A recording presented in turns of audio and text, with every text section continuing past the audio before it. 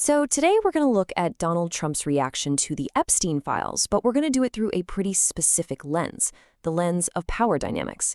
Let's just set aside the legal back and forth for a minute. What we're really digging into is a story about what happens when an image of complete control runs up against a threat it just can't bully or dominate. Let's get into it. And this quote, it's pretty much the key to everything we're about to unpack. You know, press releases and carefully worded statements are one thing, but panic? Well, panic is different. It tells you what someone is truly afraid of.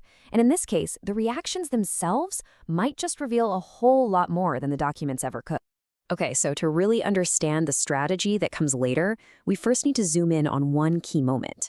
Because the first real visible crack in this mask of total control didn't show up in a courtroom or a press conference. Nope, it happened on a factory floor, in a moment of just raw, totally unfiltered confrontation.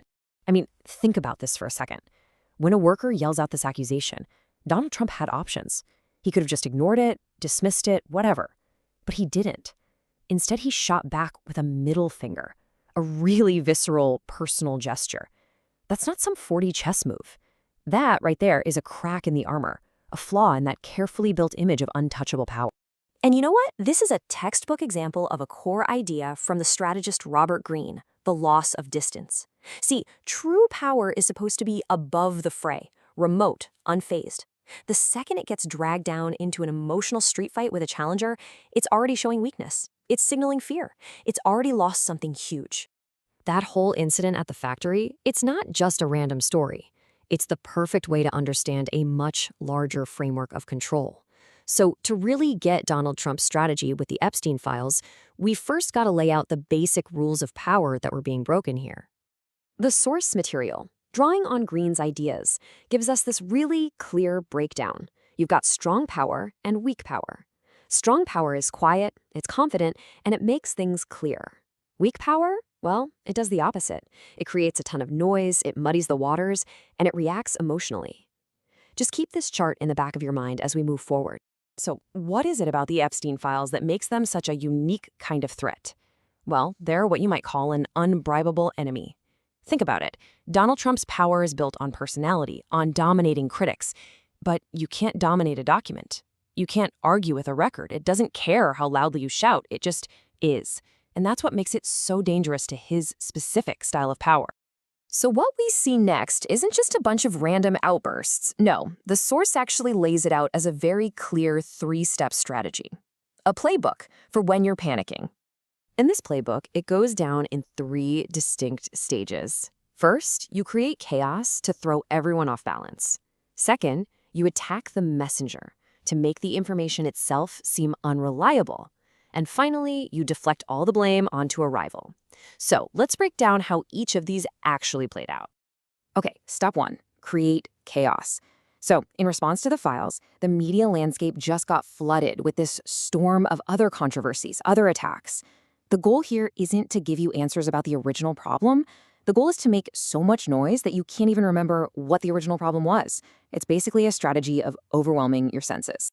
Step two is to attack the messenger. And this brings us right back to that factory worker. Remember him? Well, he was suspended pretty fast and then publicly painted as unstable. The logic here is really simple. If the message is a threat, you try to destroy the credibility of the person who delivered it. But this is a super risky move. A lot of the time, it just backfires, making the powerful person look deeply insecure and turning the messenger into a symbol. And finally, step three, deflect. When the heat gets way too intense, you point your finger somewhere else. And suddenly, Bill Clinton's name was being mentioned everywhere, becoming the main story. This is a classic power move, right? Find a rival, especially one who's already got some baggage, and just let them soak up all the negative attention. But when you look at all these tactics together, the chaos, the attacks, the deflection, they all point to something much deeper. This isn't just about dodging legal trouble. It's about a desperate, almost primal fear of losing control of the story itself. And that brings us to the one big, nagging question that hangs over this whole thing.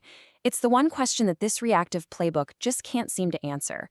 If there's really nothing to hide, why not just release everything and make this story go away? Because the refusal becomes the story. The act of hiding something actually creates way more suspicion than whatever the secret might be. Remember that slide about strong versus weak power? Strong power clarifies things. Weak power creates ambiguity. And that ambiguity, well, it's like poison to a power structure that's already fragile. This all leads to something the source calls narrative inversion. Think about it. Donald Trump's entire brand is built on him defining other people. He gives them labels. He attacks them. But in this situation, the documents and all the unanswered questions start to define him. He's forced into a reactive position, forced to answer questions instead of commanding the conversation.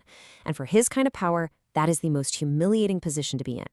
So, let's pull all these threads together. What's the end result of this whole playbook of panic and avoidance? Where does it leave us?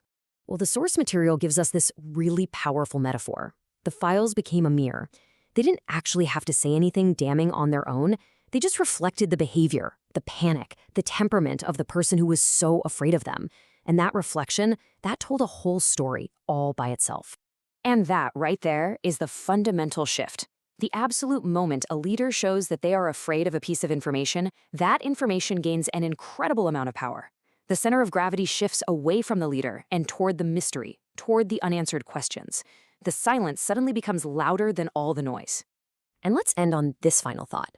When a leader spends all their energy just reacting to documents, to questions, to accusations, they're not in control anymore. They are no longer writing the story. The story is writing them. And that leaves us with one final question to think about. What else starts to crack when a powerful person gets trapped inside a story they can no longer control?